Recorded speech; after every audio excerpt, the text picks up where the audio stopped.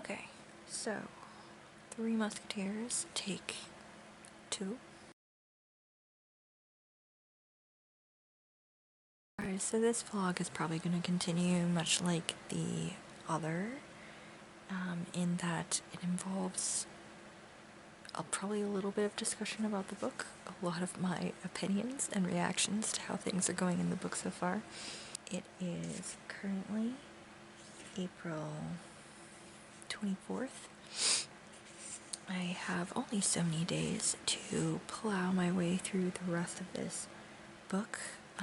I am starting right from where I left off lastly, which was on page 232, chapter 20, The Journey. Yeah, there's still like, I want to say 500 some odd pages left of this book to read. So, yeah, from here on out, there's probably going to be spoilers, because I really don't think that there's any way for me to continue talking about these things or having reactions to them without there being spoilers. So if you want to read Three Musketeers in the future, maybe sit this one out, because I imagine I'm probably going to spoil something for you. If you really don't have any interest in it, which I totally get, it is like 700 pages. For a classic, it's quite long. So I understand why you would not too.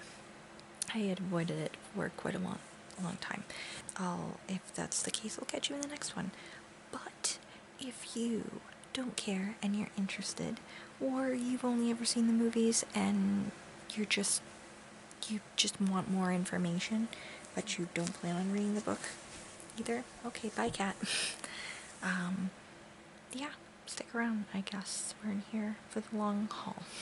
Where we're at in this story, the 4 friends, D'Artagnan, Athos, Porthos, and Aramis, are currently on a journey. They are traveling to London. They are trying to find the Duke of Buckingham, because unfortunately the Duke of Buckingham has something of the Queen's that he shouldn't have, technically, and she needs what it is back, or else her life is pretty much destroyed, due to the terrible, awful Cardinal Richelieu's scheming that has now also involved the king. So, off to find the Duke of Buckingham. They are still traveling through France currently, and they know that this is going to be a dangerous journey, because Cardinal Richelieu's men, or people who are loyal to him, are going to be following them and trying to stop them. The first thing that I have tabbed in the book so far is they have made their first stop, basically, to rest momentarily and also get something to eat and drink. And they encounter this gentleman in the inn that they stop at, and he is definitely a sympathizer with Richelieu,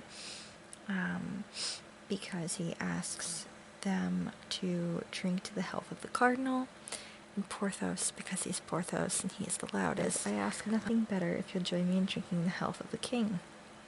And the stranger says, I recognize no king but his eminence, which is a whole other thing to unpack here. And it continues like that. So basically they're going to duel. And Athos, in answer to this situation, says, this is folly, but it can't be helped now. Kill the man and rejoin us as quickly as you can. He's just like, well, that's how it is. Kill him and get on with it. Kill him. We'll see you in a while. That's basically just his, like, I'm like, dang, that's cold, Athos. Shit.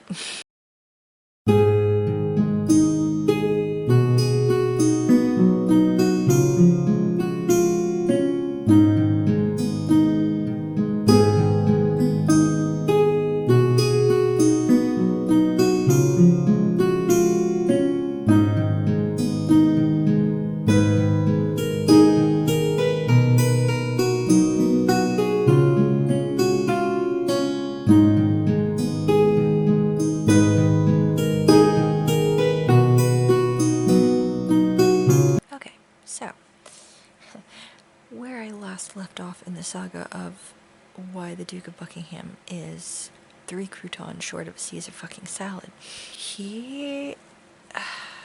Okay, so he has the hots for Queen Anne of France, aka the woman married to King Louis XIII. The Duke of Buckingham is definitely in love with her, or thinks he's in love with her. He's also quite delusional, but which I will show you in a second.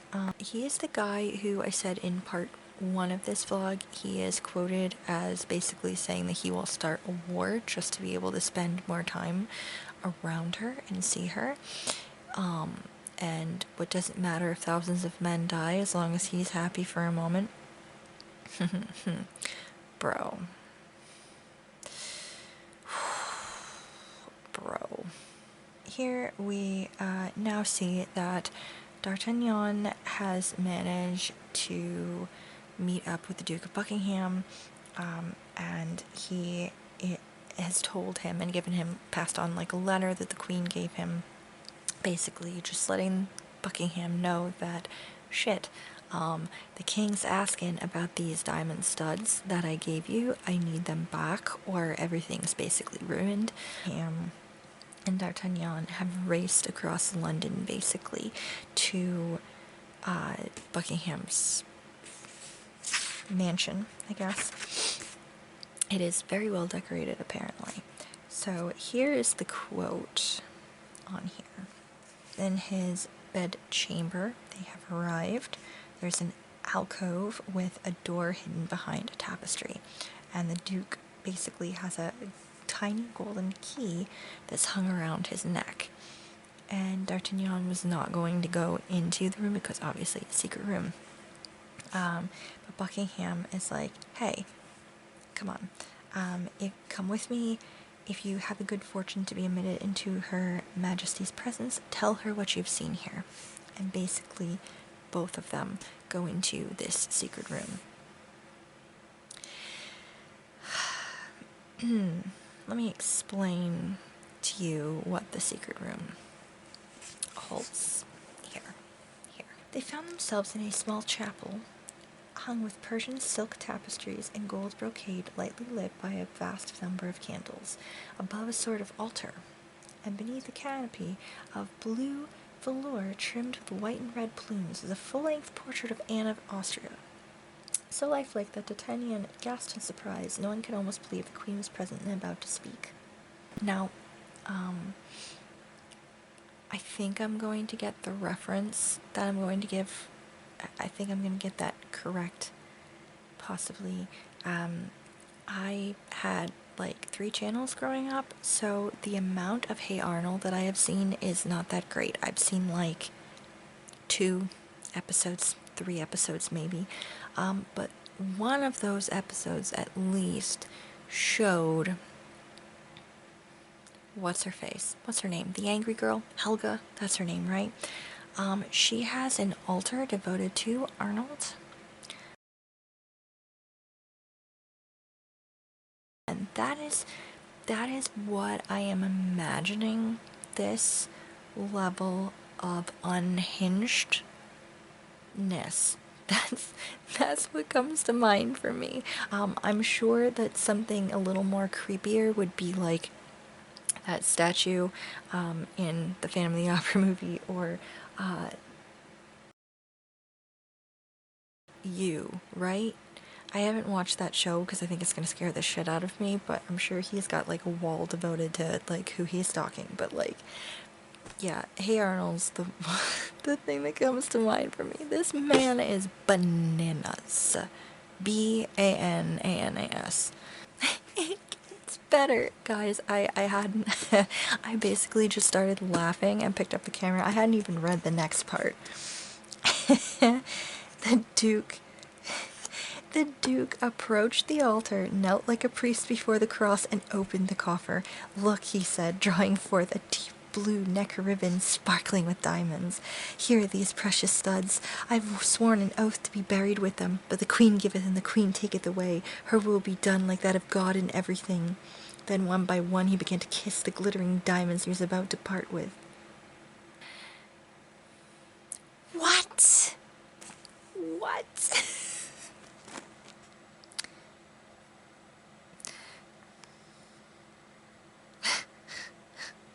So,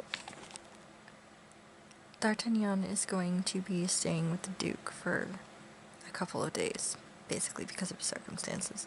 Buckingham gave D'Artagnan a chamber that is like basically right next to his own bedchamber. And it says he wanted to have the young man near at hand, not from mistrust, but so he could have someone to talk to constantly about the Queen.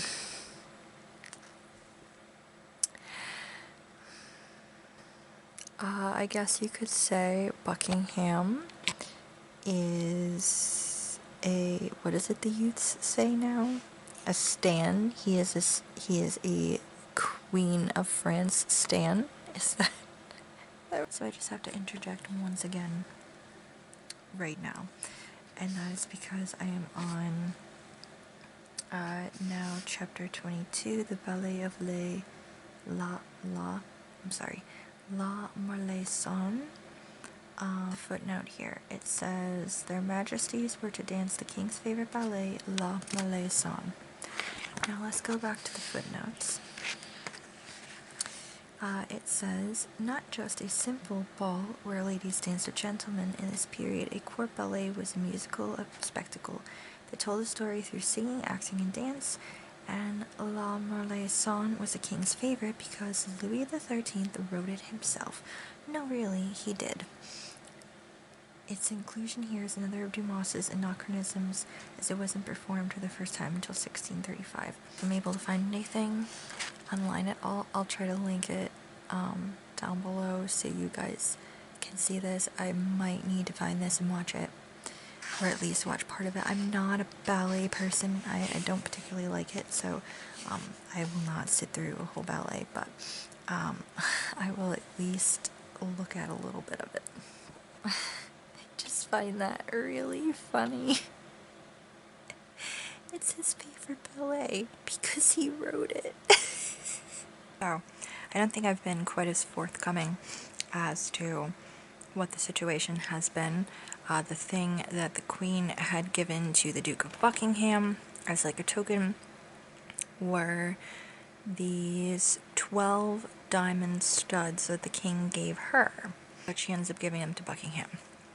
Well, the Cardinal decided that a good way to show that the Queen is untrue to the King is to tell him that he should demand at the upcoming ball for her to wear those studs that he gifted her to the ball, or he's going to be really angry, which he demands. The Duke of Buckingham, meanwhile, has been in another ball, and someone has snipped, while he was turned away, 2 of the diamond studs off of the set and gotten them back to the Cardinal. So the Cardinal has basically presented these 2 studs to the King and said, hey, there's these studs of hers that have gone missing, so I think you should pay extra attention to whether or not she's wearing them and how many she has, right? So that was the mission. D'Artagnan was heading back to get the diamond studs from the Duke. They realized that, oh shit, there's only 10, there should be 12, and the Duke basically pays this goldsmith and jeweler to very, very quickly make identical studs, which he does. He makes 2. D'Artagnan rushes back with everything.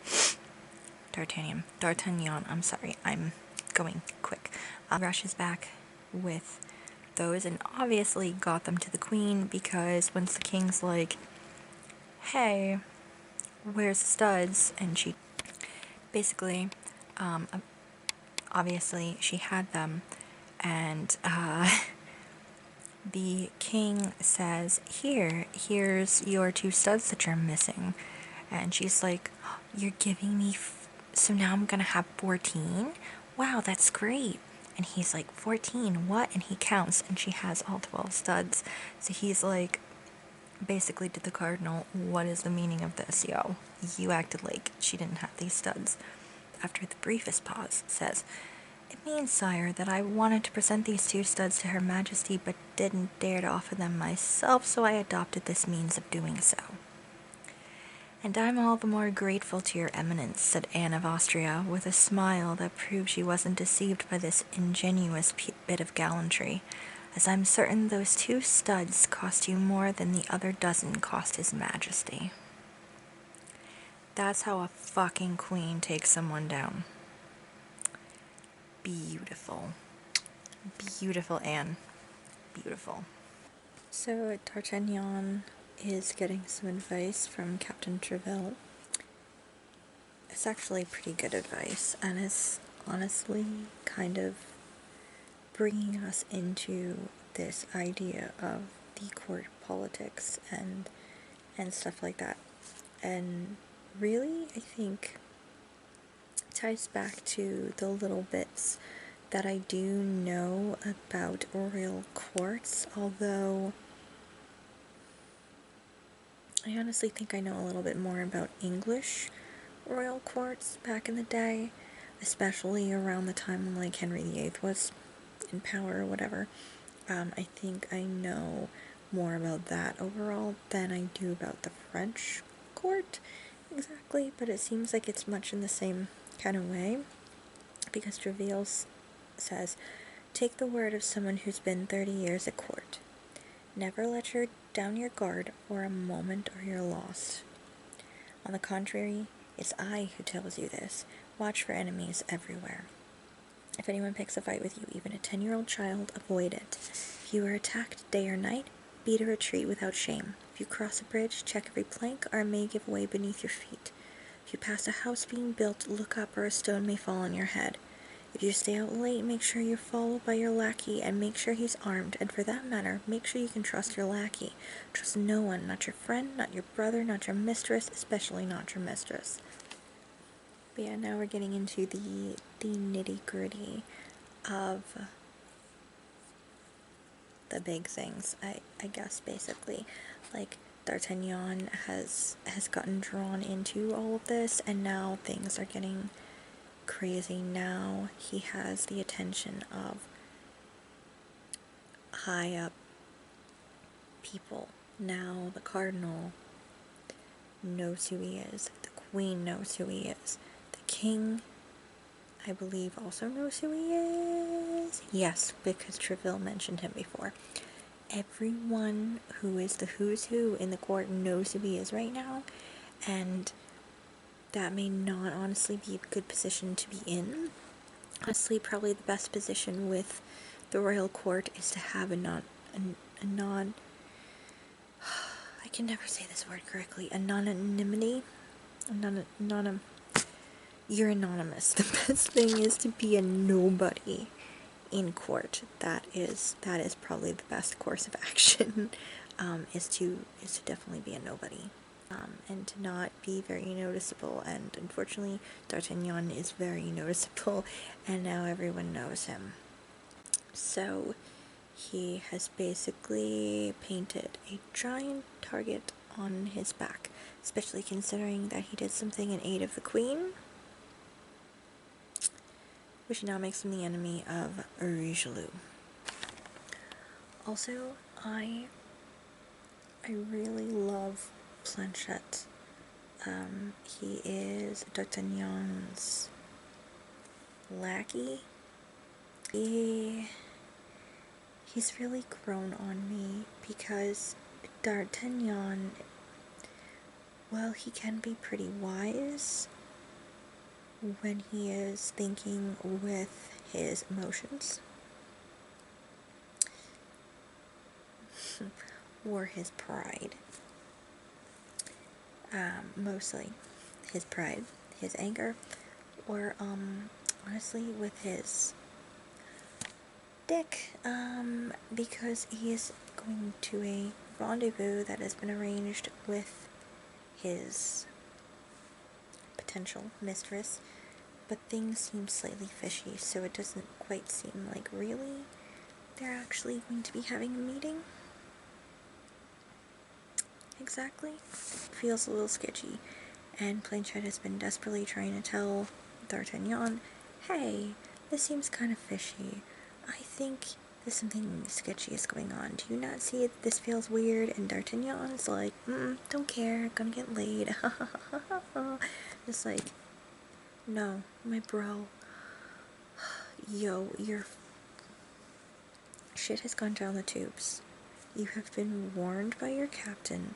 The cardinal is going to pay back for humiliating him, basically, and ruining his carefully laid plans. Your friends who went along with you on the journey and were mislaid along the way, no one has heard from them or their lackeys. You were walking into a trap, whether you like it or not. He's not thinking again because he is thinking with his smaller sword. I do, the writing though, I really love the writing. Like, this is something that I'm noticing more in, I mean, I loved the writing in Count of Monte Cristo, but, in here I'm just finding bits and pieces that are just really beautiful or profound, and there's also been a couple of instances where it's like, why is D'Artagnan reflecting on men and fate right now? There's like something really intense happening, and he's just pausing to have a philosophical like thought, and it's like, now's not the time, my dude. You need to like make haste. So there's like weird things like that, and then there's other passages that are just really kind of beautiful. And this is in a passage basically of Planchet riding out with D'Artagnan to this like rendezvous they're supposed to be having, and I don't know, just something about it is so pretty and kind of interesting. I said the swaying of the great trees and the moonlight dappling the dark underbrush made him rather uneasy. It's Planchet. D'Artagnan noticed something was on his lackey's mind. "Well, Monsieur Planchet," he said, "what is it this time?" "Don't you find, Monsieur, that the woods are like churches?" "How's that?" "Because one doesn't dare speak too loudly in either." "Why don't you dare speak up, Planchet? Afraid?" "Yes, Monsieur, afraid of being overheard." "Afraid of being overheard? Our conversation is quite moral and proper, my dear Planchet, and no one can find fault with it." "Ah, Monsieur, that Bonacieux," that's the landlord, "has a cunning look to his eyebrows," Planchet returning to his former theme, "and he has a nasty way of twitching his lips. What the devil brings Bonacieux to mind?" "Monsieur, we think of what we must, not of what we will." "Only because you're a coward, Planchet. Monsieur, don't confuse caution with cowardice. Prudence is a virtue." I don't know. There's something...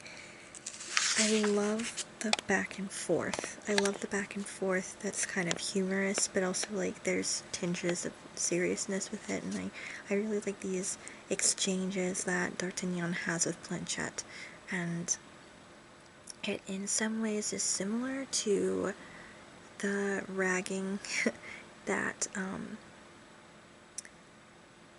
mostly Athos, but also Porthos and Aramis will do on D'Artagnan or on each other, as friends. So there's definitely like a friendliness there between D'Artagnan and Planchet, but there is like that kind of separation, slightly of respect.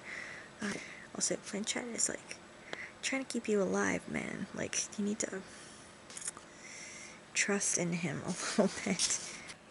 Just another example of writing that's like, oh, it's just hitting so good. A rogue doesn't laugh the same way as an honest man, and a hypocrite doesn't shed the same tears as a man of good faith. All falsehood is a mask, and however good the mask, with a little attention one can always tell the mask from the face. I recently decided to check out David Bowie's discography, so I have one specific line, and I know this is not the name of the song, but the only thing that's repeating over and over in my head right now is Ground control to Major Tom. Just over and over and over and over again.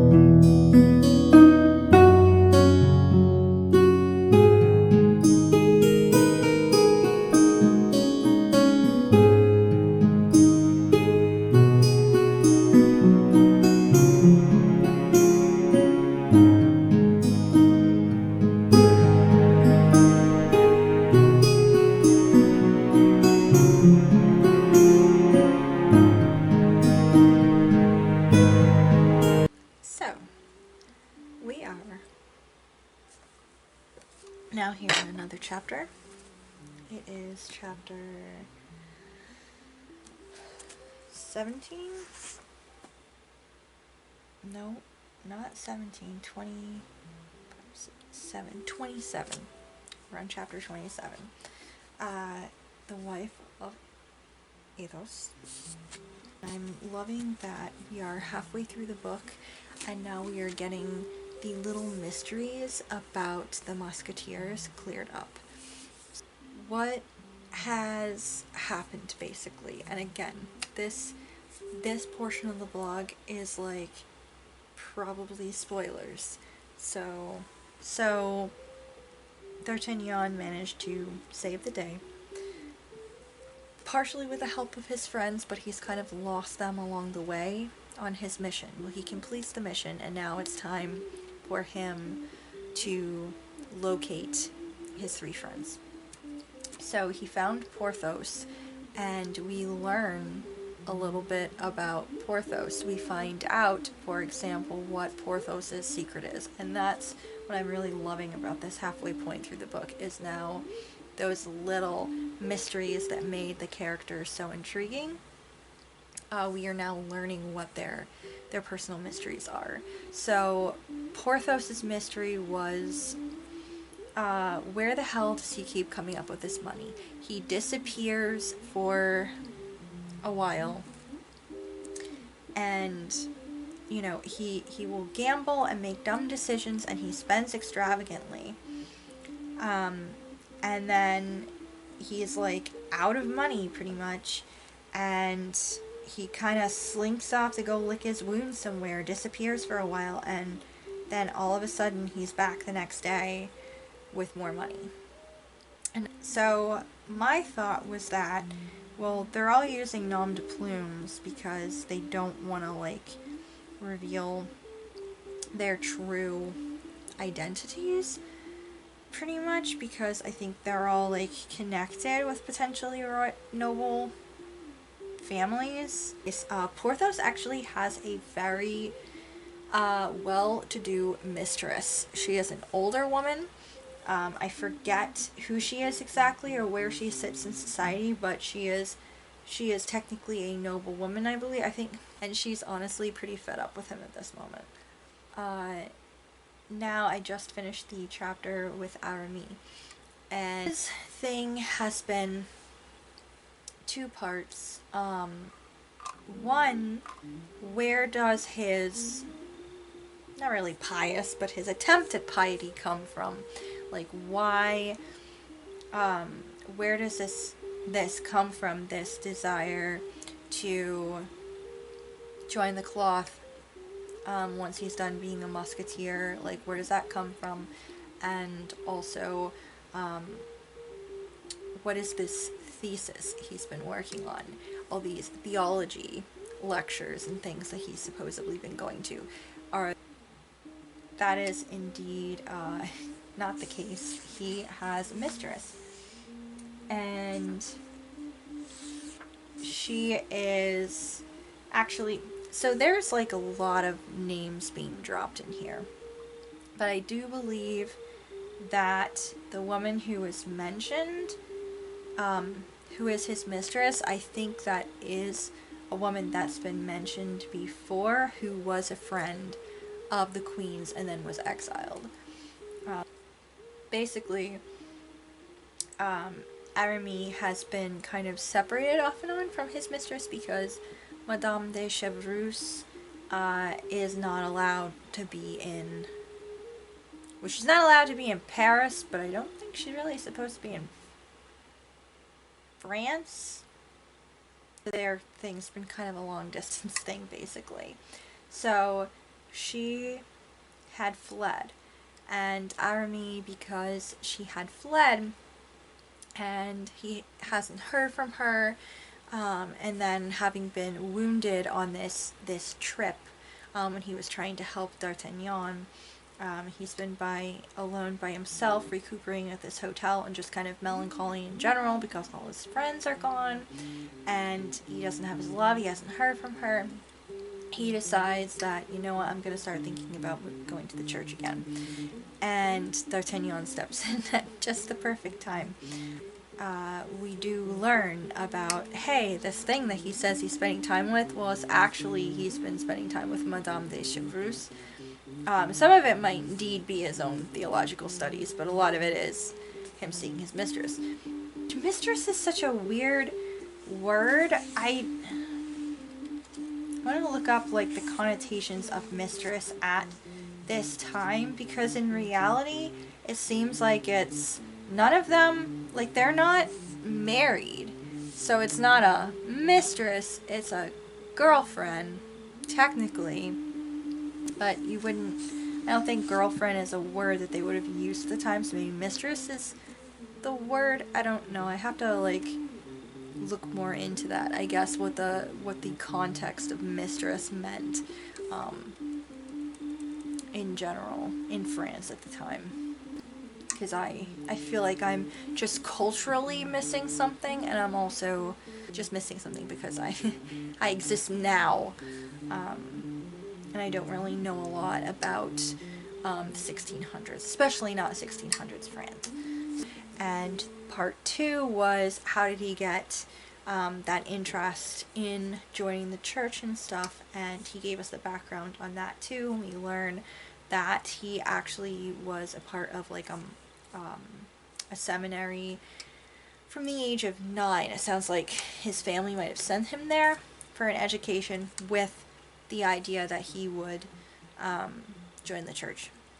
So he is just there, and at the age of 20, he has an experience and decides to, after this experience, with the amount of anger plus something that he does that is scandalous, he ends up stepping away from the church for a while and sticking with the Musketeers. And so that was interesting to learn like that background of him as well. And I don't know, just the way the chapter ended and how things went about just made me like Aramis even more. Like, I keep fluctuating with each of these 4 complete and utter idiots. I fluctuate between like them saying or doing something like that is really like stupid, or that if they were a person that I knew in real life personally would make me want to slap them in the face, and then they go and say something so freaking hilarious, or they do something unexpected or delightful, and I'm just like, sickos. Dang, I love these dumb boys. And I really like how a child, the layers like, to y'all them. The bitches layers that we're deserve peeling to get back your like an heads cut off. onion. I'm sorry. Now I'm sold on the French Revolution. Or an ogre. Like at first, Just the you Scarlet peel back the Pimpernel, I'm layers and feeling see sorry what's for y'all's asses. If you out underneath and here what's going on branding with children, them. no, And I'm I really no kind longer of sorry for you. enjoy that. And I Excuse really me. like that Dumas is very good at making incredibly flawed characters. But at the end of the day, instead of them being flawed to the point of, God, I can't stand them, it's flawed, but you root for them anyway because at the heart of it, they're not bad people. They got a lot. There's a lot to them. There's a lot going on. But that's where I'm bouncing back and forth with D'Artagnan and Porthos and Aramis. And now we're at this chapter, which says the wife of Athos. And I love this because I feel like now we're going to get some background on Athos and why he is so fucking bitter towards women. According to this quote, Athos was the eldest of all of his friends and the least like him in tastes and sympathies, and yet it was Athos who was first in his heart. Mr. Dumas, are you shipping these two together? 'Cause I am a little bit. Okay, there has been a revelation about Athos that now I'm not 100% certain. No, I kind of now have a little bit of mixed feelings about him overall. The reason was he tells a tale. He wants to get caught up basically with D'Artagnan about everything that has happened since they've been separated and what's going on with their friends and with D'Artagnan.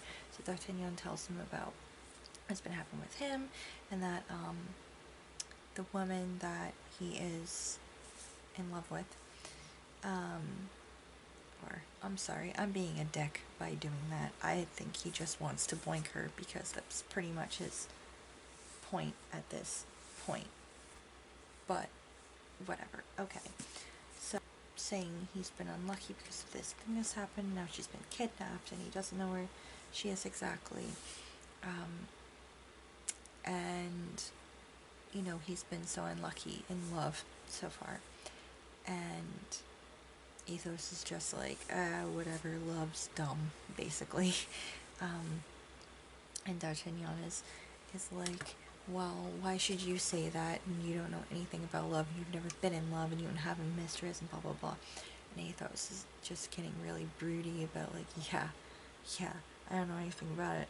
It's getting to where it's revealing what Athos' secret is, why he is so bitter towards women, what his particular, like, the secret that he's been keeping close to the chest. And this secret is, he's saying that a friend of his, but really him, was a count of a particular area, and this curate and his young sister moved in a girl, 16, it said, and this count of 25, we'll set that aside because this is the 1600s, but still, gross. He falls in love with her and says, this is not great. He could have seduced her if he desired, or even taken her by force. He was master there, and who would have come to aid of two unknown strangers? Athos, that's not nice. Unfortunately, he was an honorable man. He married the girl. The fool, the ass, the imbecile. The count went riding with his young wife, and she ended up falling from the horse, and she's swooning, basically, so the count rips her dress open to, like, help her breathe. So I guess picture that part in the first Pirates of the Caribbean when Jack Sparrow, like, saves Elizabeth Swann from drowning, and then he like cuts her dress and her like corset open basically to like get her to breathe and shit. I guess it's pretty much that general idea. Women did a lot of swooning back then because they cannot fucking breathe. So, see, this is the thing. So he says, can you guess what she had on her shoulder? She had a fleur-de-lis. She'd been branded. Which, that's horrifying. The poor young girl was a branded criminal, a thief, or worse. So, again, this girl, probably about 16, has a fleur-de-lis on her shoulder. Okay, so she's been branded.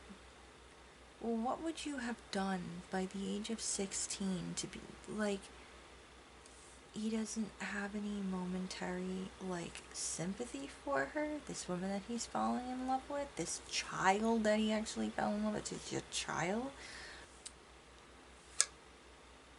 What could she have possibly have done? Is it a Jean Valjean situation?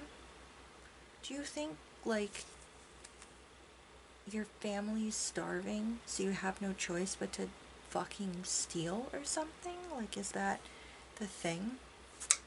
I heard recently, I've been listening to a lot of different, like, historical podcasts and stuff like that, so I feel like I did hear fairly recently that, people were branded. So we move past that horrifying thing and move on to the second horrifying thing, which is, he says, the Count's one of the great nobles. He has the right of high and low justice. He tore up the Countess's dress, tied her hands behind her, and hanged her from a tree. Hanged her from a tree. Excuse me? And D'Artagnan is like, murder? Because that's exactly what that is. Murder, excuse me? And Athos says, yeah, nothing more nor less. And then changes the subject. He didn't, like, deny or confirm.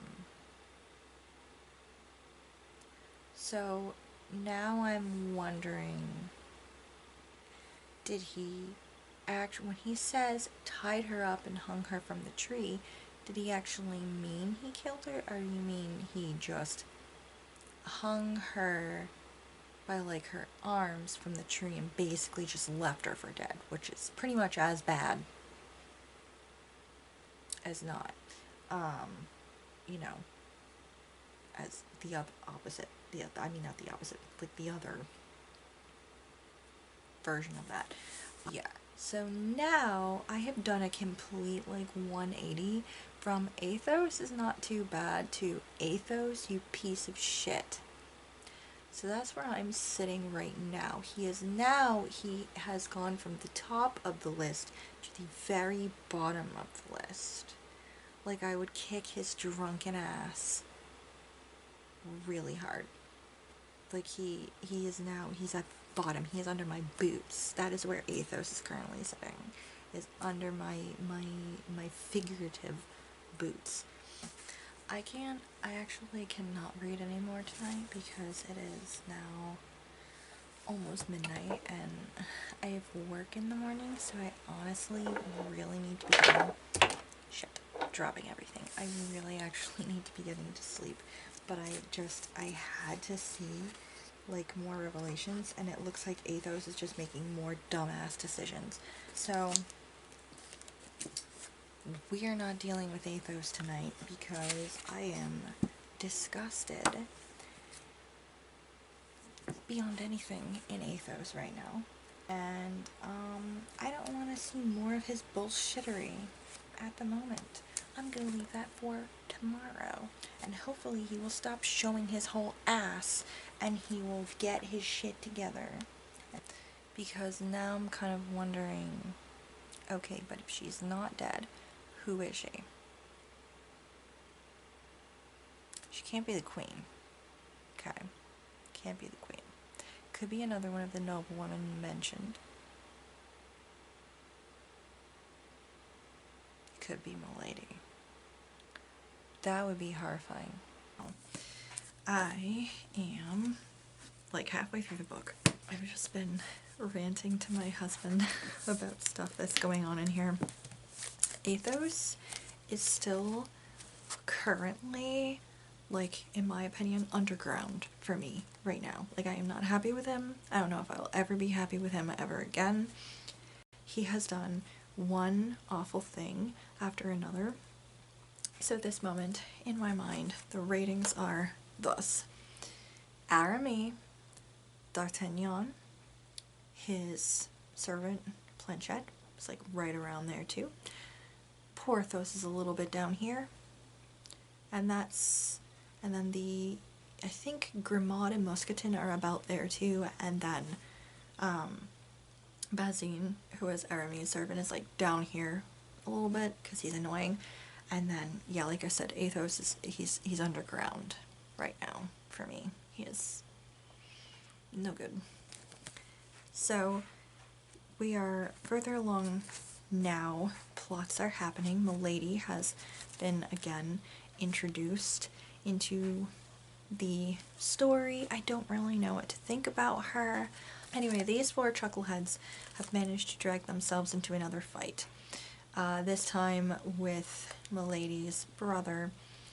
So D'Artagnan, because he's always the instigator somehow, he has gotten them all into this fight.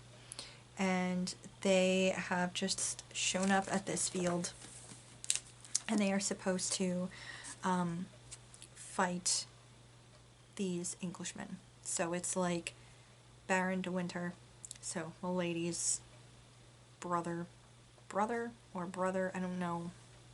He might be her brother, he might not be. I think he's I don't know. It's complicated. I don't know who's lying and who's telling the truth at this point. He's there with 3 other Englishmen, and basically everybody introduces themselves because that's how things are done, which to me is just weird, but okay.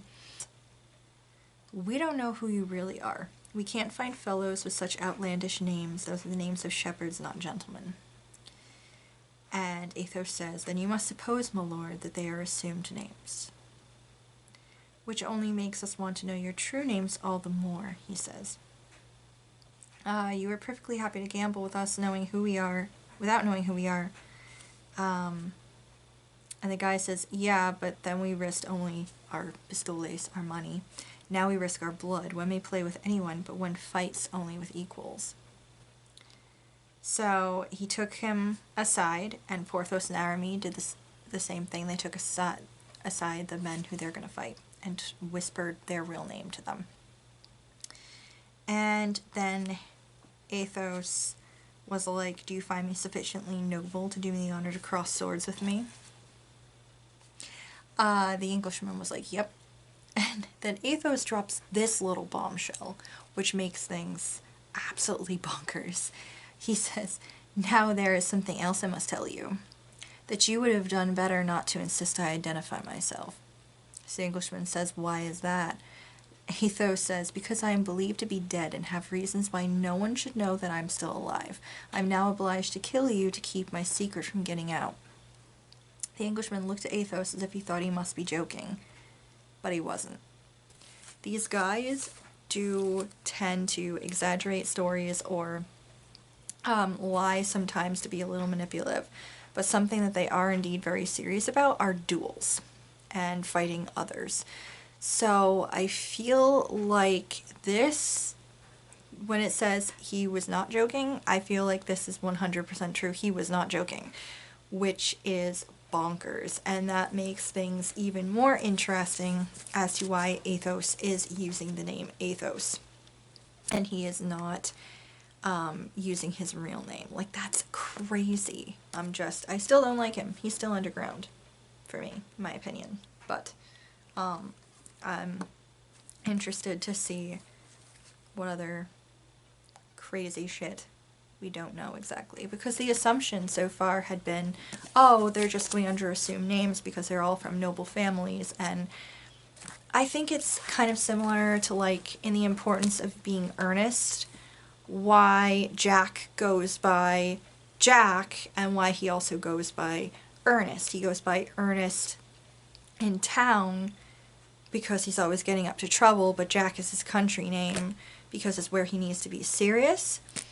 And I kind of just assumed that that was partially why they have different names. First of all, so that they're not treated any differently because they're all from noble families. And the other side of it was that so they don't bring shame on their families, and because they have different names in town so they can do all of their scandals and their fighting and their whoring and all whatever else things that they're doing. And meanwhile, nothing's getting back about them to their families. They're not bringing disgrace on the family name kind of situation. But I don't know if that's still true for Porthos and Aramis, but for Athos, apparently, it's because he's supposedly dead. So, okay, so now I'm not exactly very happy with D'Artagnan either.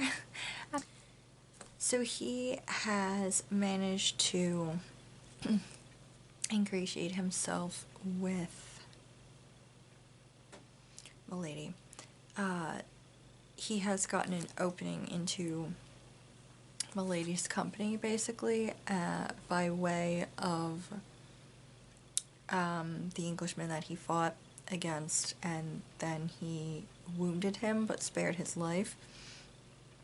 And because it was part of, like, his plan, he wanted to get a chance at Milady because he figured she was possibly a connection to the man, I think it's Rochefort. It's basically, he calls him the Man of Meung, which means it's the guy that he fought at Meung, who he has as his, like, sworn enemy now. And he knows that she knows this guy, and so he has been basically trying to get her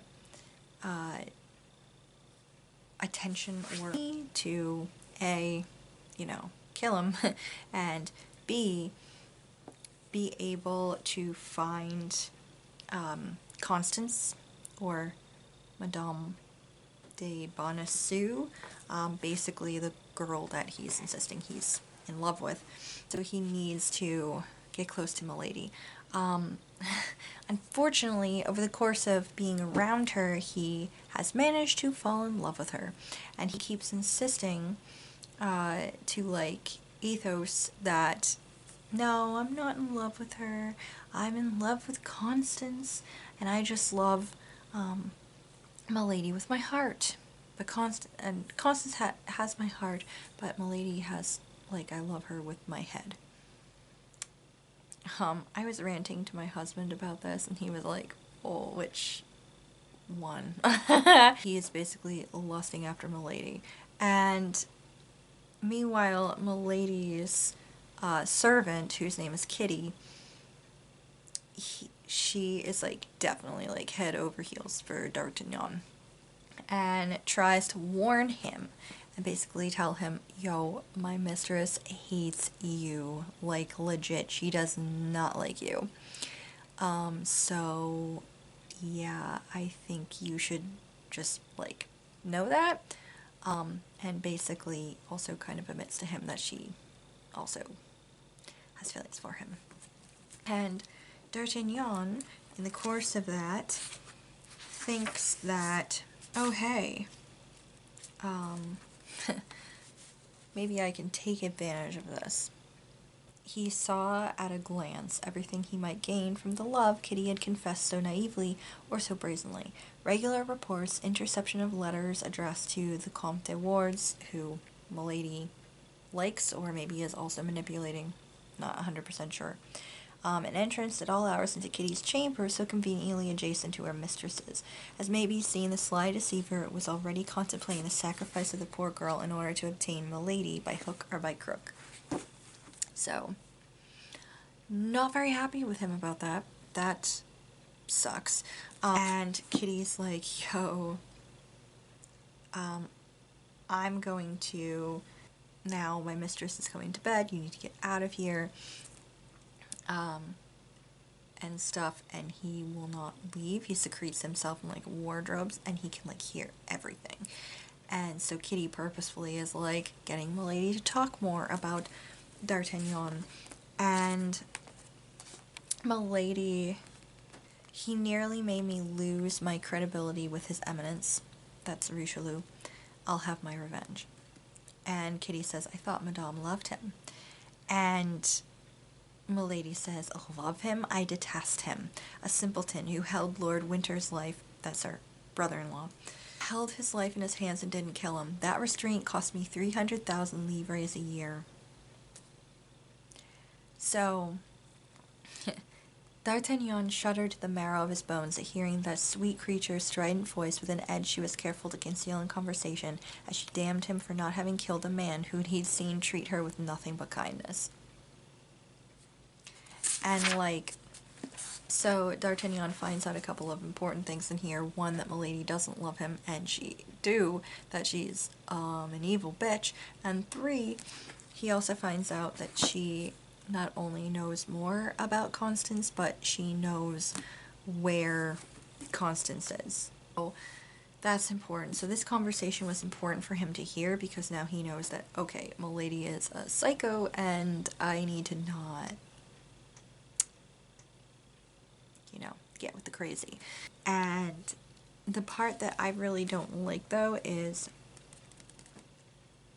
D'Artagnan still sticks around after having heard this, and it, like, fades to black, basically, but he sleeps with Kitty. And it says that it was a way of taking a little revenge on Milady, and D'Artagnan discovered why they say vengeance is the pleasure of the gods. Yo. D'Artagnan, that's scummy. That is, like, incredibly scummy.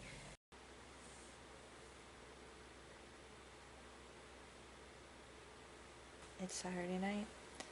I am here with Miss Banks and Miss Bean. It's basically me, Banksy Bean, Mortimer, and Frederick are hanging out and trying to get further through this book. I don't know how much more I can read tonight, because it is currently 11:47. I made some good progress today, but I ended up getting pretty distracted there at the end by YouTube, mostly. So at this point, D'Artagnan, I don't know, I'm not very happy with him either, because, like I said, he has taken advantage of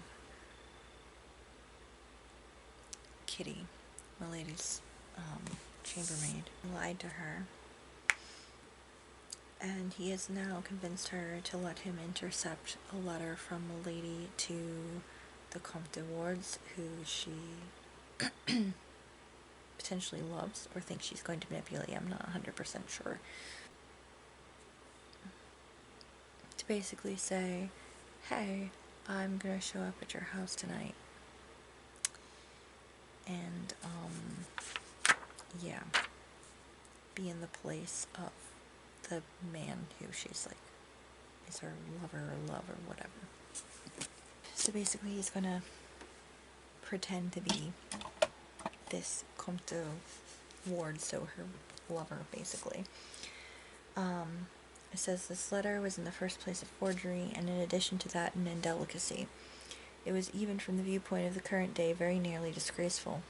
But at that period, people were less scrupulous of such things than they are today. Besides, D'Artagnan, from her own admission, knew Milady was guilty of much greater crimes, and thus held little respect for her. And yet, notwithstanding this lack of respect, he burned with urgent passion for this woman. Passion mixed with contempt, but passion nonetheless, or lust if you like. That's just so fucking problematic.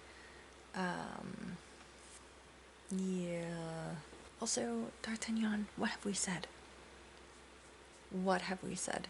You don't stick your dick in crazy. Also, Don't pretend to be somebody's lover. It's gross and really problematic. He did Milady, which is a problem because he's impersonating her lover, so that's just incredibly skeevy. One is like down in the dirt right now, in my opinion, with Athos. Like, they're both dead to me. I am not pleased with either of them right now. Twofold for D'Artagnan. Point one, because of the extremely problematic bullshit that he's just pulled with Milady. I get that she's evil, I get that she's an awful person, but there's still no excuse for that absolutely piss poor behavior. The other point of it is that Kitty, her chambermaid, who he has been, of course we get, you know I love you. If I had a son, I couldn't love him more than you.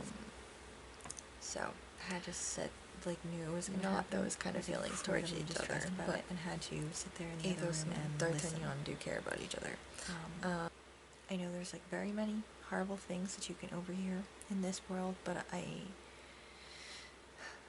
one of the worst things would probably be having to sit in another room and listen to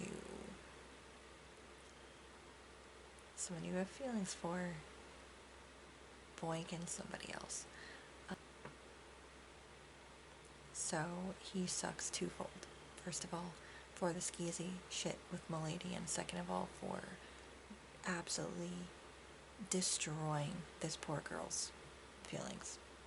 And now we have the revelation, which I was wondering about. Milady gifted her fake lover a ring. It is a big sapphire set in diamonds. And D'Artagnan has raced across Paris to get advice from Athos. And Athos recognizes the ring. And he's like, wait, if this is the ring that I'm thinking of, it can't be that ring. Binks! What are you doing? She's sitting on the bookshelf in the hall, screaming at me. What? So, Athos says that, oh, this has to be, if this is indeed the ring that I'm thinking of, it has, like, there's, like, a mark. Something happened, and a scratch is on it. But it can't be that ring. And then he gets a closer look at it, and it is indeed the ring. It is the ring, basically. And D'Artagnan's like, well, where did this come from? And Athos says, from my mother, who had it from her mother. As I said, it's an old jewel, one that should never have left the family. And D'Artagnan's like, you sold it? And Athos says, no, I gave it away during a night of love, just as it was given to you. So he hasn't entirely confirmed this thing, but it seems like my guess was correct, and Milady was his wife. After this, Athos is like, look, you gotta step away from her. Athos says, I don't know who she is, but a kind of intuition tells me she's a lost creature and that there's something fatal about her. Yeah, she is not the one to make an enemy of, and congratulations, you have done something despicable, D'Artagnan, and she doesn't know it yet, but I'm sure she's gonna find out, and then you're gonna be a big dead.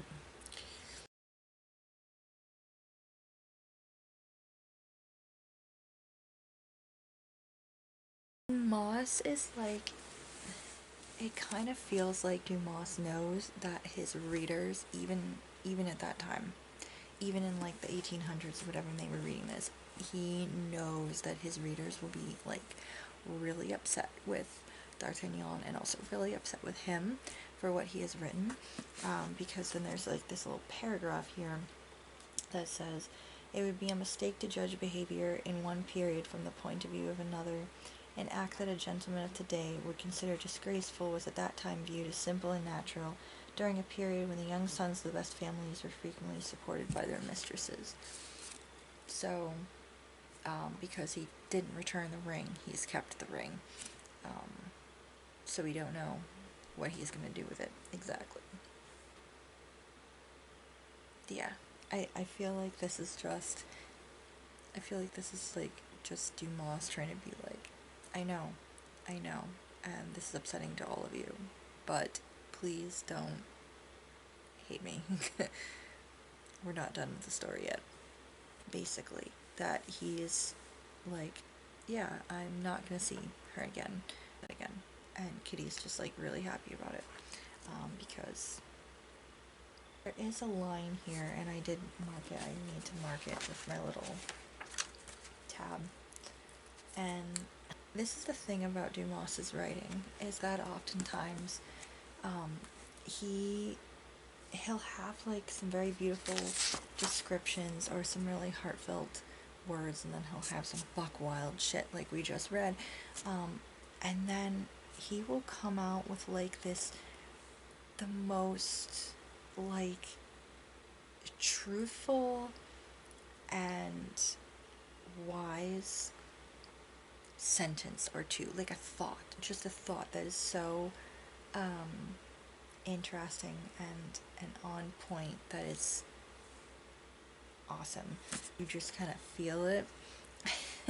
And it's this line. So basically Kitty's beside herself, because it's like, oh, the guy she likes, she's still upset with him, but like he's not gonna see her milady anymore. She doesn't have... The other part of it is that she doesn't really have the sympathy for milady, but I mean that's a whole other different can of worms that I don't really know how to get into. But the line that he says here, basically when Kitty's like excited about this and happy that D'Artagnan will be free in the future, basically, and she's like running back to deliver this letter from the fake Comte de Wardes to her mistress, and it says, "The heart of even the best of women knows no pity toward a rival."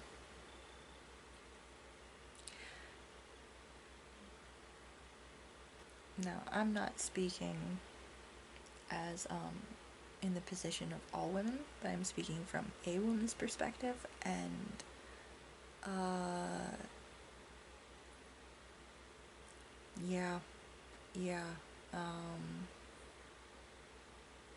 yeah, not like currently, or a current situation I'm in, but I can think of a couple of past love situations in which, yeah, I wouldn't have pissed on my rivals if they were on fire. And yeah, I definitely think that D'Artagnan is in extreme danger, and he should find out exactly what's going on with the Comte de Wardes. Like, keep an eye on that whole situation, because she doesn't know it's D'Artagnan yet. She just knows that it's the Comte de Wardes. So he should probably keep an eye on that, because that guy is in danger now, thanks to D'Artagnan. And D'Artagnan himself is also in danger, because she thinks that maybe he saw... She says, could he have seen? She thinks maybe the reason why he's acting like this because he saw something. So this makes me think she is indeed Athos's wife that he basically left for dead, because of the fleur-de-lis brand. Okay, so we have confirmation that indeed she is Athos's wife that he left for dead, because they found D'Artagnan saw the fleur-de-lis, and yeah, he got attacked by Milady, so now like he is in danger, Athos is in danger. It's just it's not a good time. I'm disgusted with both of them, but at the same time, I really don't want anything bad to happen to any of these dumb idiots. So Milady is indeed very mad, and she is basically, she has made 2 different attempts on D'Artagnan's life. There is the war to consider. Like right now there is a war going on. Like they are going for the siege of La Rochelle. Dumas gave a very nice, like, quick kind of description as to what is going on. Basically, La Rochelle is one of the last bastions? Is that the word I'm looking for? A city that was a holdout for the Huguenots, which I believe was the French term for Protestants. And it was like a place, it was one of the last places that was granted like a safe place by the previous king, King Henri the Roman numerals again. 6th, 7th, 8th, something like that. So, yeah, and they have decided that we can't have that. There's rumors that they're gonna try to like attack the Catholics, so now we gotta go and get them. So the king and the cardinal and everybody, they're all going over there to lay siege to La Rochelle. So D'Artagnan goes over first with the guards, and the Musketeers follow later with the king. And yeah, there's been 2 attempts on D'Artagnan's life. That now they have encountered, the Musketeers have encountered Milady and the cardinal, and Athos has come face to face with Milady again, who it is confirmed was his wife that he attempted to kill, and it is confirmed also that he did attempt to kill her. That was intense, and I have to say though, I did very much enjoy him threatening her to not touch a hair on D'Artagnan's head. I don't know what it is that I really like about that kind of scene. It always makes me really like excited and stuff. It's something obviously very wrong with me.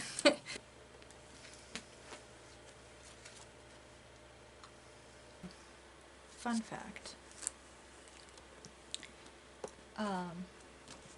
They are currently spending an evening, or not an evening, it's a morning, they're having breakfast at this place. They wanted to tell D'Artagnan what happened, like Richelieu and Milady and stuff like that, but they haven't had a chance yet, and D'Artagnan was busy the night before, because his group was part of a charge to attack a, like, bastion. And they have some, like, people that are asking questions and stuff like that, and one of them is this Swiss dude, and he swears at one point, and it says, despite the fine collection of oaths boasted by the German language, I had taken to swearing in French.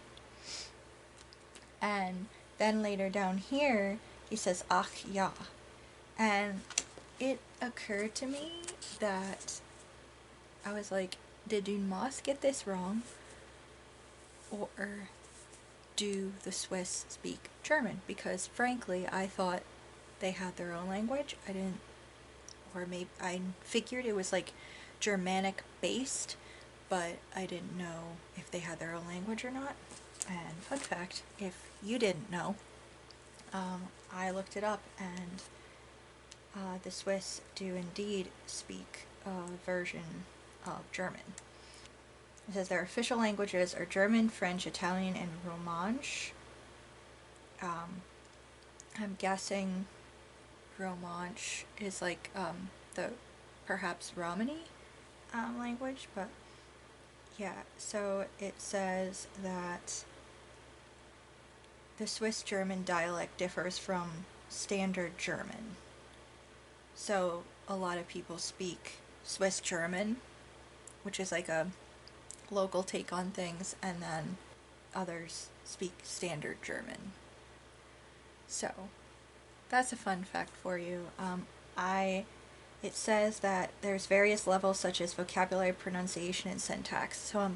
So from the sounds of it, it sounds like perhaps a difference between Swiss German and Standard German, or like the difference between American English and English is what I'm getting from this.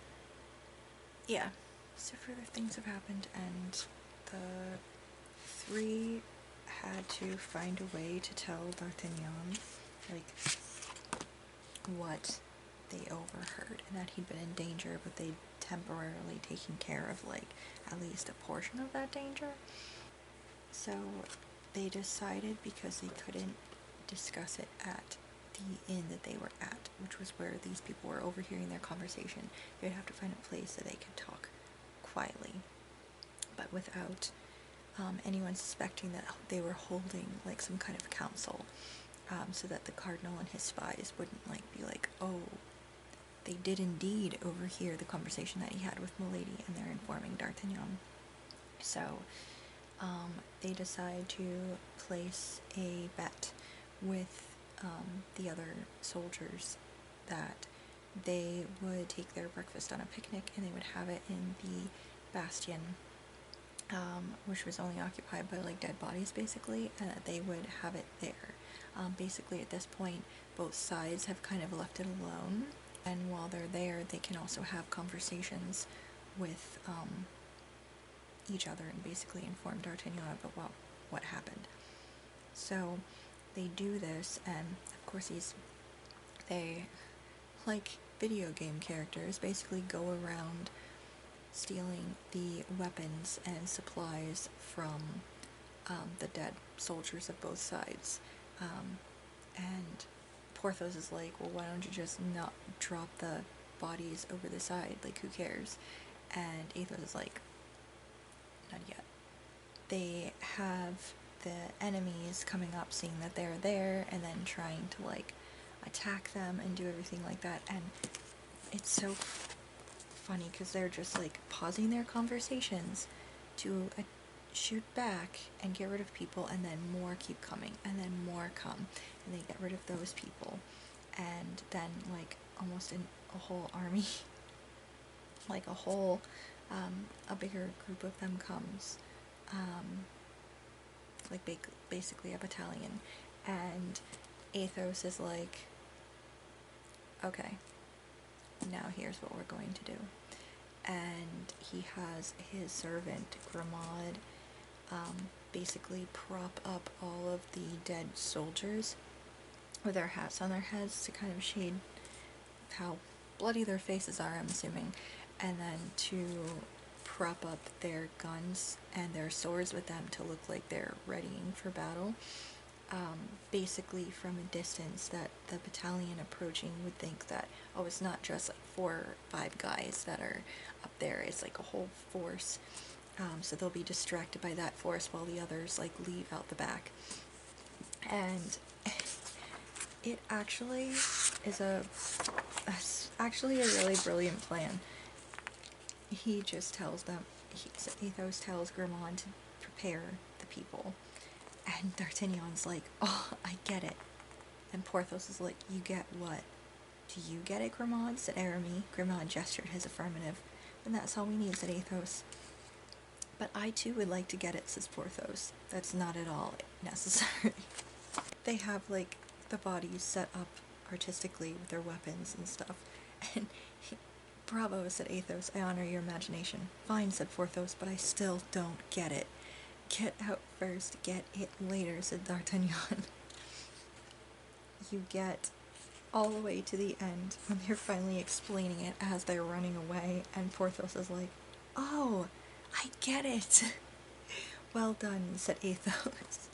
It's just stuff like this that they are not necessarily great people. Like, each of them are incredibly flawed, and each of them have done something that, to me personally, I think to most people, would probably be reprehensible. They manipulate people, they use people, they, in a couple of cases, like D'Artagnan has assaulted someone, he has manipulated women, he has lied and cheated, and Athos has been incredibly misogynistic. All 4 of them have said misogynistic shit at some point, as well, and, like, you know, and Porthos is manipulating the woman in the women in his life, but mostly like his like girl, his mistress, basically. Arami, he's done like the least worst of everyone at this point, because while he is definitely like says some of the same shit that the others do and stuff like that, at the same time he's also like, he's more honorable towards his mistress, towards the woman that he loves, so he's like, he's not being as manipulative and gross as like the others have been with people. I'm still mad at D'Artagnan for how he treated poor Kitty, who did not deserve that. All of them are like so incredibly flawed, and they've all done like fairly reprehensible things that if I knew these people in real life, I'd want to punch them in the face. But at the same time, then they go and they pull shit like this, and I can't possibly completely hate them. I want them to survive all of this. I want them to destroy the Cardinal and Milady and the man from Young. I want them to come out on top in this situation. I want these dumb chuckleheads to keep, you know, winning. And I guess that is a testament to how good Dumas's writing is and how interesting he makes his characters, because again, if it were not for this, I would hate this. I would have DNF'd this, because if this was like any other type of book, I wouldn't continue reading this, but I have to know what happens. D'Artagnan and the others were able to warn Milady's brother-in-law of her plots against him, and basically that she's trouble and that someone is possibly in danger because of her trip to England. So he basically imprisoned her, and she's stuck in a prison in a castle right now. And the brother-in-law had just a fantastic exchange with her, basically, and was like, well, you can try to get out of this, but you're gonna fail, because all of the men here are loyal to me. And now that I've told them that you are wanting to kill me, yeah, they're never going to help you. You are fucked, madam. So that was pretty great. So the Cardinal's like freaking out, basically, because they're still fighting. Buckingham hasn't been killed, and the Cardinal hasn't heard from Milady. So he doesn't know if she's betrayed him, if something has stopped her somehow. He doesn't know what could possibly stop her, but it has to be a pretty big force to do that. And so he's out and about one day, and he sees the 4 Musketeers just kind of chilling, and they're hanging out, they're having like a little mini picnic, they're opening bottles of wine, they're just chilling, laughing, whatever, reading a letter. And it says, the Cardinal was in a very somber mood, and when he was in that state of mind, nothing depressed him more than others' gaiety. Worse, he always suspected that his unhappiness was the motive for other people's merriment. And all I have to say to that is, sir, you are correct. We all want you to be deeply, deeply unhappy, sir. Thank you. Okay. Dumas, I need to take a second. I need a second here.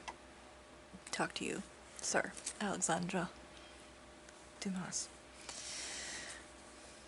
We have joined again. Rather, we have come back again to the terrible and awful and quite evil Milady, who is in captivity. She is basically, in this chapter, trying to figure out how to escape, how to get away, how to do something. She has, she's thinking about things. She has to be free. She has to break out of prison, essentially. There's like a little tie-in note that the translator has said something here that's like, is like a callback to the Count of Monte Cristo, which Dumas would have been like working on at the same time that he was writing this. If it looks like it would probably take longer for her to try to like break her way out than she has. She only has like 12 days-ish until she's going to be sent away to like a prison colony somewhere. It says, nonetheless, she might have tried, and even succeeded. If only she had been a man. Why had heaven erred by placing that virile soul in such a frail and delicate body? Dumas. Did you really meet a woman? I'll give you a frail and a delicate right here. But at the end of the day, still dislike Milady. Still don't want her to escape. Quick update. He has redeemed himself slightly by having Milady state the following. Violence is the proof of weakness.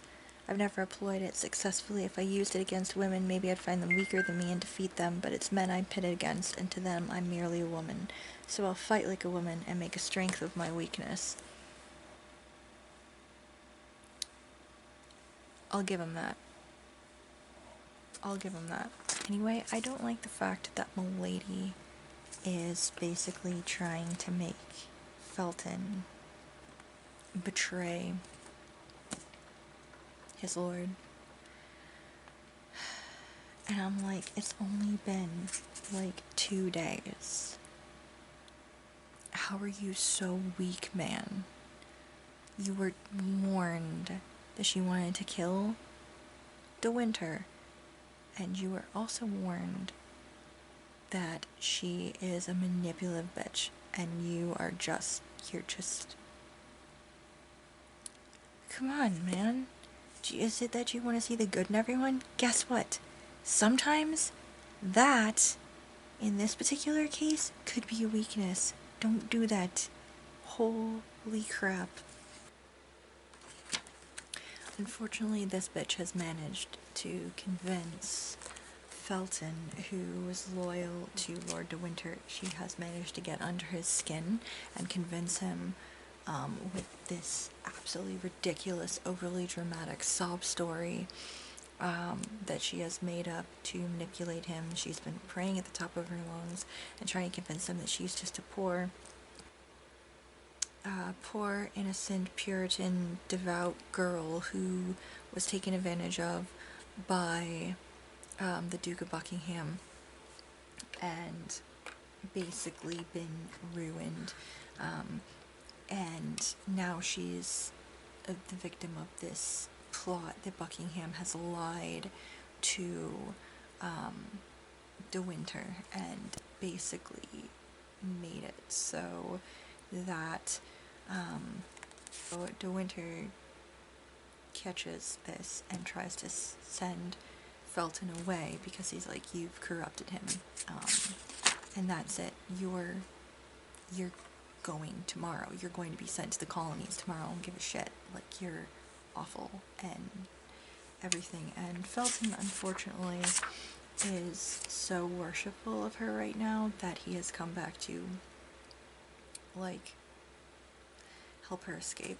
And right now, they're, like, scaling down the side of a castle while there's, like, a patrol going around. And as much as I think he is a giant idiot and I hate her damn stinking guts, this whole scene is like heart-pounding of him like helping her get down, and she is indeed scared because it's like a 15-foot drop or so straight down, and it's very dangerous.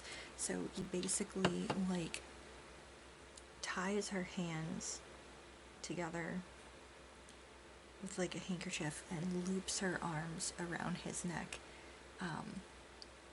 and basically like has her hold on, and he's like climbing them down the rungs of like this ladder or something, and they're like pausing and waiting because there's like patrols going by, and like the whole thing, as much as I do not like either of these jerks, I can't help but be reminded of like if you're into Outlander, there's a particular scene at one point that, I don't know, this is just reminding me of that, and so I'm like, enjoying it despite myself, because like daring escapes and stuff like that, especially things like this is just like a scene that I usually really enjoy in books, yes, but especially in like movies and stuff like that. And yeah, I'm enjoying that despite myself, but I have like a bad feeling. I have a bad feeling because now she is going to be free.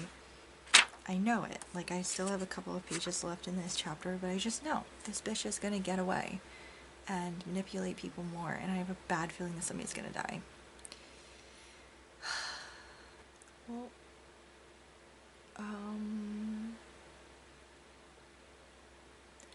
yep, Milady's the worst. And I really hope D'Artagnan kills her in the most violent possible way. I had to take a shower earlier because I was very deep in my feelings. Athos, before they were able to track down Milady, and now they have been like accusing her. They're holding their own little trial, essentially.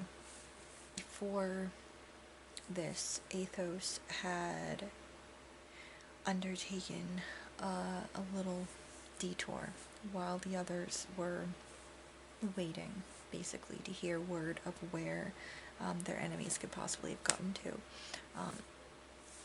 Athos went off by himself, and is actually very interesting. He was described as, he asked someone where, he asked someone a question, basically, for directions, and the person recoiled away from him and took off. He comes across somebody else, asks them the question, recoil away from him, point in a direction, take off, same deal. He just keeps coming across these people, and every time he asks a question, they're just like, oh my god. And he finally comes to a house, painted, with pieces of it painted red, and the person inside is like constructing a human skeleton, and has a bunch of like things in like jars and stuff like that. And at first I was thinking to myself, oh, is he some kind of like naturalist? That's very weird. That's very weird that people would be so terrified, because people, like, that doesn't seem like that would be something that would be like super terrifying to them. But then again, maybe that would be a little scary because like religion and stuff, and maybe they think it's like sacrilege to like keep I don't know. I don't know a lot about that, so I was like, that's odd.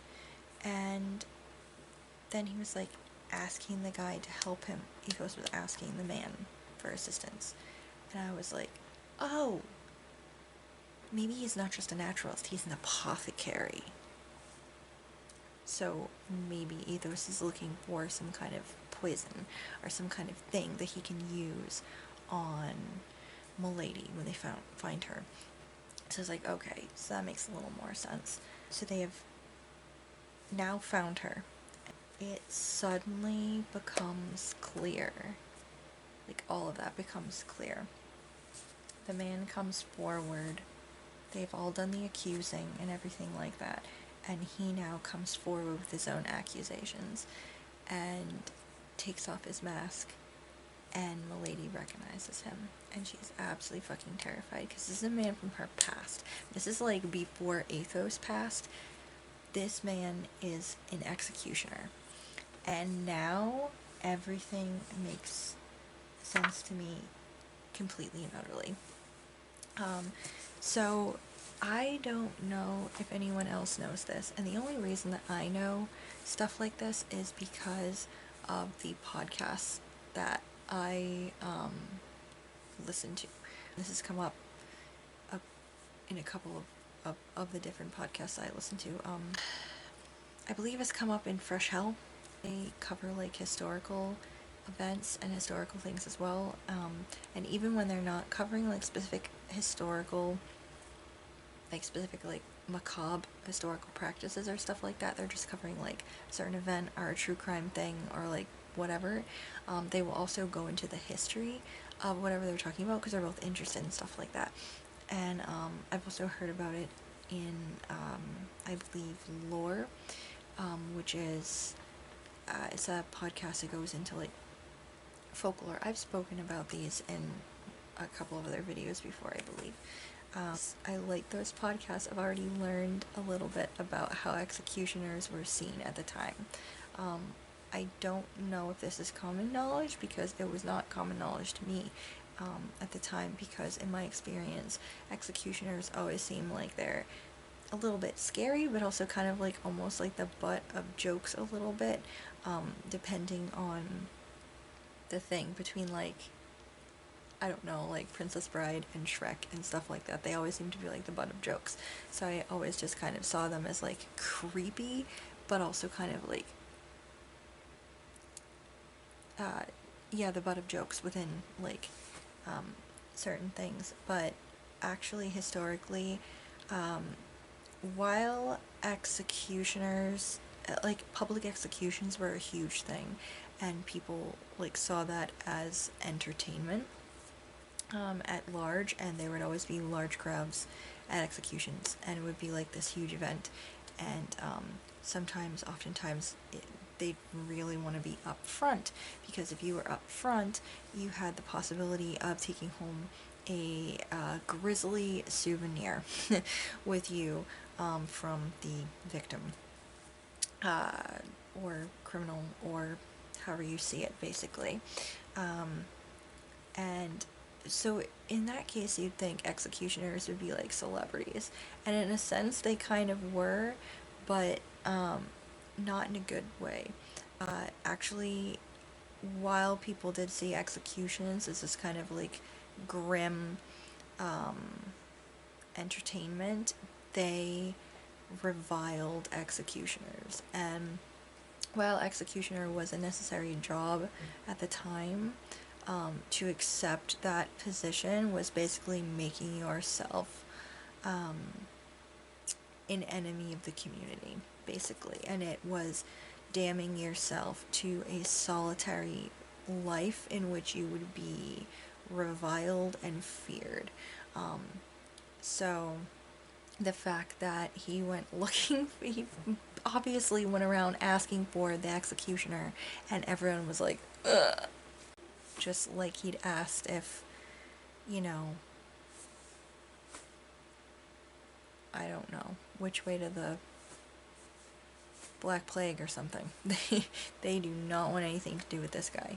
So, that makes sense, and it's just something that I found particularly interesting, because this, like, ties back to what I've listened to in, like, historical podcasts and stuff, it's just interesting to see that little fun factoid played out within a book that was written at the time when this kind of thing was common. Okay, so it is now May 1st, and I am coming to you with my update on Three Musketeers, because I did indeed manage to finish it last night, so haha, I did hit my goal of not leaving April with this not finished. So, yay! I was talking to you guys a little bit about like the history of like local executioner and stuff like that. So they did hold like their own version of like a trial, basically, and condemned Milady to death, and the executioner agreed to carry this out. He also had his own case to make against her, as it turns out that she had manipulated his brother. She was apparently in a convent as like a novice, and there was a young priest there, and she managed to manipulate and seduce him and convince him to try to run away with her and like steal some stuff, and they ran off together, and I think he was the executioner at the time, and the authorities basically threw him in jail in place of his brother because they assumed that he was involved in the conspiracy to allow Milady, who was then known as Anne, I believe, let her be, like, they ran off, so they figured he was involved in them getting away, and put him in jail until his brother returned. This one, and that was them posing as the curate, and then that's how Athos fell in love with her at the time, and married her, and the priest, of course, ran back, found out his brother was in jail, went in to save his brother, and then he ended up completing suicide in jail because of his guilt and heartbreak, basically. So the executioner tracked her down and branded her. So that's why she had the fleur-de-lis on her shoulder, was because he found her and he branded her because she wasn't caught for her crimes, and he decided that he was going to catch her for her crimes. Basically, because there was nothing else he could really do at the time. So he had his own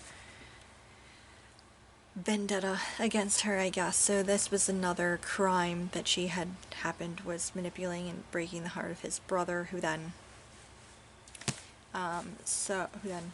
died, and then Lord de Winter was also there to accuse her because he thinks that his brother, her husband, was poisoned. So it's like a whole big thing. She's basically like a femme fatale. Actually, I think they use the word femme fatale in here somewhere. Take her and decide, the royal executioner, he's gonna off with her head, So she's trying everything she can to, like, make everyone feel sorry for her and manipulate them again, and they just don't really fall for it. The others are definitely like, this is a rough thing to do, first of all, to condemn a person, but also to condemn, they're dudes. It's the 1600s. They treat women like playthings, but at the same time, it's like, well, they're condemning a woman to death, and it's a lot. It's taken very seriously. So, like, they're obviously, they're happy to catch her, but at the root of it, they're not really happy about how this has turned out, basically. And the interesting thing at the end is basically her pleas are being held on deaf ears for the most part, but D'Artagnan has a change of heart, and he's been so brokenhearted and angry because, of course, she is responsible for the death of his love, so he's, like, just not having it. But he does have a moment, and I wonder if Dumas put this in here specifically to make us feel a little more favorably towards D'Artagnan, or if it was just to show his, like, youth and naivete or something like that. I'm not 100% sure what, like, the purpose of this was, but everyone else is, like, very seriously, like, just kind of, they're very much like, this is a big deal, and, like, solemn about it, but D'Artagnan is the one who says at one moment, I can't do this. I can't let them kill her. Like, this is just hearing her. It's too bad, and he goes as if he's gonna try to, like, intervene, and Athos is like, yo, if you try to stop this, we will be fighting, and it will not end pretty.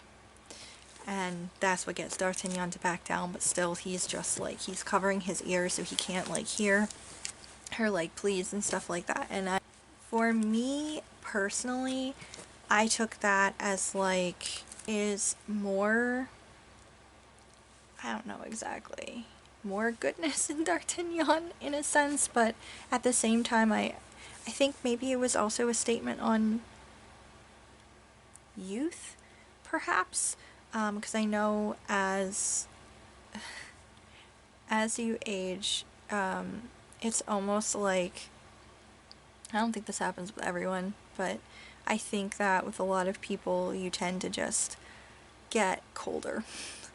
as you go because of how the world is, whether to you personally or you're just traumatized by all of the shit that you hear and see all the time that happens to people, and maybe you know them personally, maybe it's happening to you, or maybe you're just witnessing it in some way, and it just gets to be a lot. And slowly, I think as you get older, a lot of the times I think you get a little more angry and closed off and judgmental, and I think at the root of that comes a lot of pain and stuff, and you just need to like harden your heart against it. And I don't know if that's kind of what like Dumas was doing here with D'Artagnan, because he's the youngest of the group, because he is so young. There's still like a part of him that's not hard-hearted, and he could feel pity, he could feel bad, while the others just could not. But just because they didn't intervene or didn't like say, no, forget it, we don't want to judge her in this matter, that doesn't mean that it didn't irrevocably fuck all of them up. There is basically everything concludes with D'Artagnan getting his dream, which is being made a lieutenant in the Musketeers, and the Cardinal favors him with this, which is like very suspicious in my opinion. I don't like that, because now it feels like D'Artagnan owes him something, and that's just, no, you don't want to owe the Cardinal anything.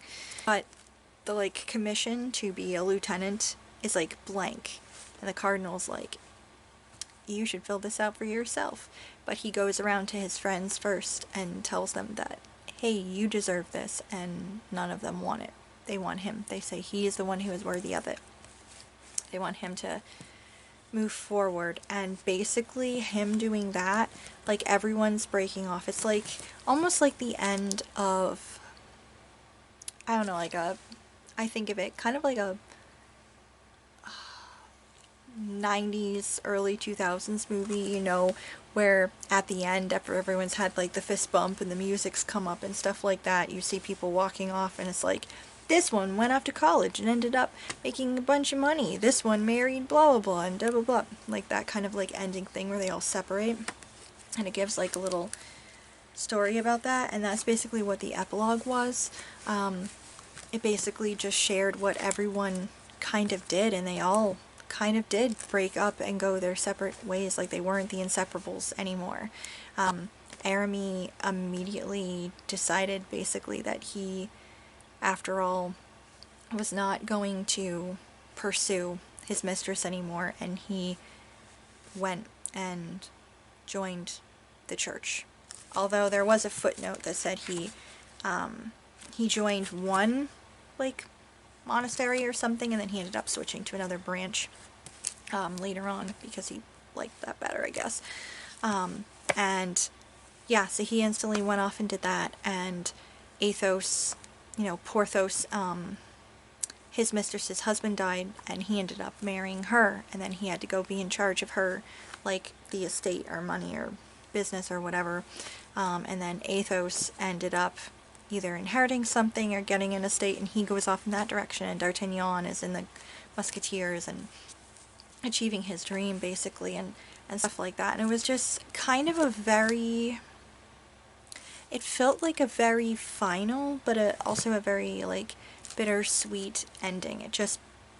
It's crazy for these guys who within like a couple of weeks of meeting each other become, well, the other three were the inseparables, but D'Artagnan just went right in with them, and they're all such close friends. They're like making declarations and fighting with each other, fighting for each other, you know, so like close and intimate like friendships and stuff like that. And just this, I'm pretty sure that this event, like of course D'Artagnan's like rise in rank would also have something to do with it, but for the most part it just seemed like this one event of them, of all of the tragedy at the end that happened, and the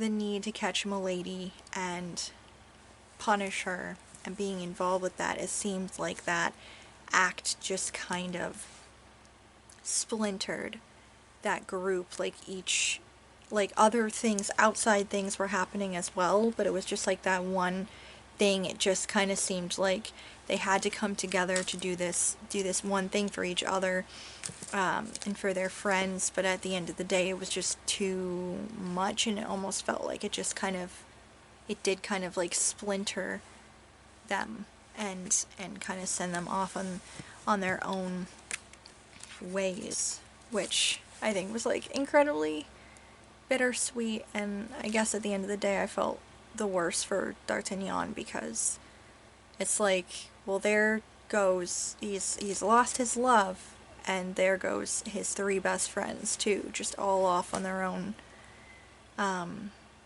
ways. While he's achieved his dream, he's also lost other things that are as equally or more important. But there was something very kind of like sad in all of that. There's this one, this is what got to me, was that it's not the epilogue, but it's like the next chapter, when Athos makes him write his name on the commission, basically. And D'Artagnan said, "But then I'll no longer have any friends, only bitter memories." And Athos said, "You are young, and your bitter memory in time will become fond reminiscences." And it's like that, dang. Such an interesting book overall. And I feel like interesting is not maybe quite the right word to use to describe it exactly. There's a lot of other words I could use, but it's intense, I guess. Intense is what I mean. I feel somehow melancholy though at the end of this. Like when I read Count of Monte Cristo last year, I didn't really remember feeling I don't remember feeling like this. I don't remember feeling very kind of full of melancholy and just kind of like down here. I don't remember that experience. I remember just being like, what is real life right now? Because I had spent so long like in the book reading it. Felt like I was living the experience. So that was a little bit to like come out of it a little bit, but I was still just like gushing about the book, and just over the moon about it and everything. And while I did definitely enjoy myself reading through this book, and this is like a big book, this is an intense book. You can see all of my favorite parts that I like tabbed and highlighted in here, that I really did enjoy this experience. But yeah, I don't know, I did really enjoy it. There's a lot of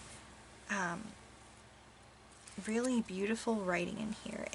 Dumas was such an interesting writer because he has a lot of action scenes, and there's also a lot of historical scenes, and some of the historical pieces he has tweaked to his own advantage and kind of moved people backward or forward in time to fit the storyline that he was writing here, and switched characters around and based characters off of real life people, but even the real life people, he's made their personalities, like, I think a couple of people's personalities, it sounds like due to their memoirs or like accounts of them at the time, it might be kind of accurate, but then other characters, it seems like he just gave them, we don't really know that much about them, and he just gave them like he made them his own, basically.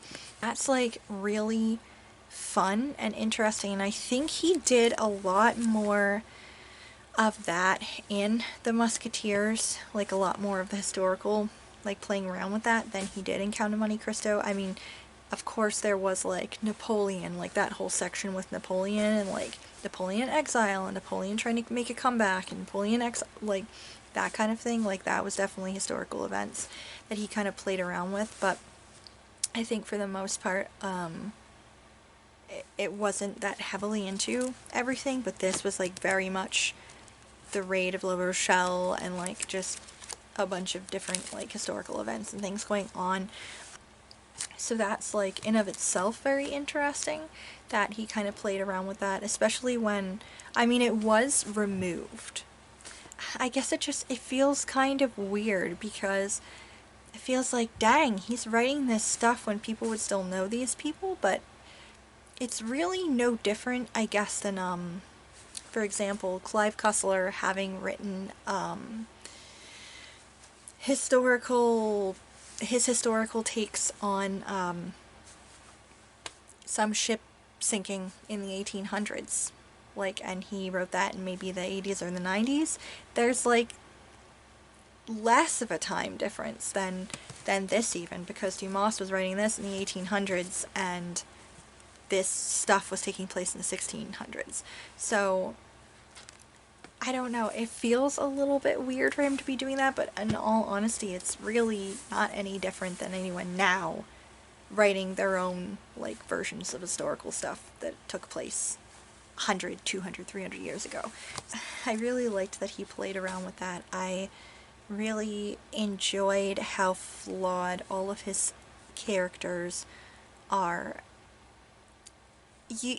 There were even a couple of points where I almost felt sorry for Milady for like 5 seconds. And then I was like, no, you know what? She's horrendous and she gets exactly what's coming to her, and that's good in my book. But the other characters, like the main four, like I've already discussed in here, like my issues with them, and my issues mainly lie with Athos and D'Artagnan for choices that they made, things that they did, violence they had against women, that are particularly troubling, but at the end of the day, I still liked, like, all of them.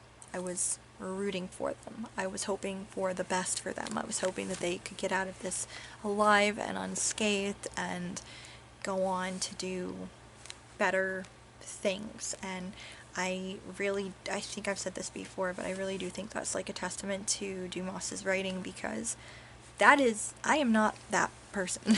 Like, I don't mind flawed characters. I really like them, and morally gray characters are also really entertaining at times, but a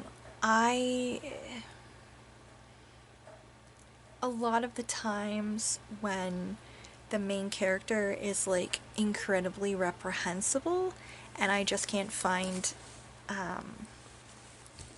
barely a redeeming quality about them or anything like that, I end up like DNFing the book or just hate reading my way through it because I'm just not having a good time, and I'm like, why do I even give a shit about this person? Because they're awful and they deserve terrible things, and terrible things aren't happening, and now I'm angry the terrible things aren't happening and they get a happy ending, and this is just life. So I don't really, yeah, it's kind of how I feel about some of these things. But in this one, like, even though I was kind of like upset about things that the four had either done or said and that kind of thing, at the end of the day, I couldn't help like these stupid idiots.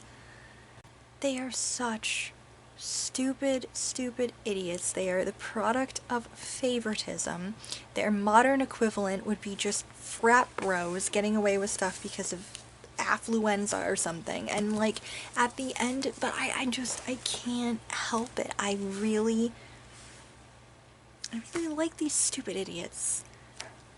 There's still something so freaking endearing about them just the balls on them alone for some of the exploits and the chances that they take, and like the luck that they have for like the majority of this book, like their abilities to get out of scrapes like so easily is freaking Deus Ex Machina. But not in like an obvious way, and just like I don't even know. I just, like I said, it's just a testament to his writing, because I still cared for these morons by the end of the book, and wish the best for them. And of course it's Dumas, so there's like plenty of action, like swashbuckling adventure that was very entertaining. Even I think the only part that my eyes kind of crossed a little bit and I was like, I don't care, was when they were talking about parts of like the military maneuvers on the raid. I don't care about stuff like that. I find battles like that and like military stratagems and stuff, I find that so incredibly boring.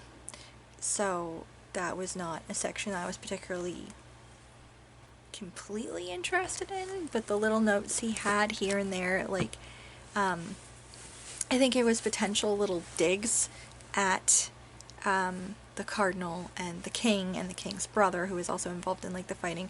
Those kind of things were entertaining enough throughout those sections as well. And he can surprise you entirely, because it's just like a swashbuckling adventure about a bunch of sarcastic nitwits who just manage to get out of trouble all the time. They're very brave, but also kind of dumb. But then he'll like shock you with one of them saying something so wise or profound that it just hits you right in the gut, and like, or just there's a description that is absolutely gorgeous, and yeah, it's just so good. While I can't say this is like an all-time favorite like Count of Monte Cristo was immediately when I read that, I will say that I did for like, I'd say 95% of this, I did enjoy it a lot, and I had a very good time reading it. I can't wait until I'm able to like find the movie somewhere, that new one that just came out recently. I haven't looked yet. I don't know if it's in any theaters here, because it is in French, even though there's like subtitles in English.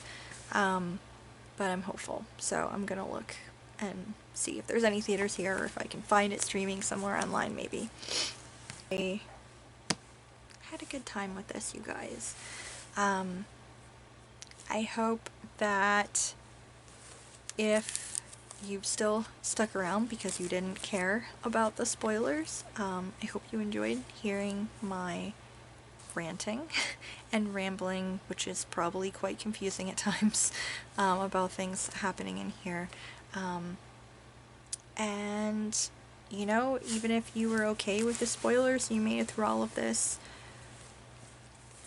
if you want to experience some of Dumas's writing, I'd say you should still definitely check this out. He does have other books in this cycle as well. I know that one is The Red Sphinx, then there's 20 Years Later, The Man in the Iron Mask, and then there's also another one called... crap, I can't remember what it's called. It's the Vicomte de something or other, some location. I can't remember what the location is, but I know there's at least 4 or 5 books in the cycle, apparently. Whether or not they deal directly with D'Artagnan and the gang, I'm not 100% sure, but they all kind of deal with characters from this book. So, yeah. But this section of it is probably so long, I apologize so much.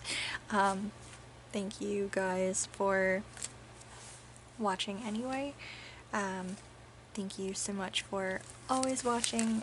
If you have read this, and I don't know, agree with me about stuff, disagree with me about stuff, have some other thoughts or something, please do let me know down below. I'm just curious as to see what other people have felt about this book. And let me know too if you've read any of the others in this series and if they're definitely worth checking out, because like I do like his writing, so I feel like they're probably worth checking out, but I don't know. Anyway, thank you guys so much for watching, and yeah, I will see y'all in the next video.